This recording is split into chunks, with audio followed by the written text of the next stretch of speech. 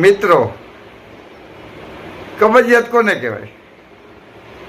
મિત્રો, સવારમાં જે લેટ્રિન જે આવે અને પેટ બિલકુલ સાફ થઈ જાય અને એકદમ હળવા ફૂલ થઈ જાય, જેટલું જમીએ ત્યારે જે આનંદ અને આરામનો અનુભવ થતો હોય, સુખનો, એવો જ અનુભવ લેટ્રિન ગયા પછી આનંદ, આરામ, સુખનો અનુભવ થાય તો સમજવાનું કે કબજિયાત આપણને નથી.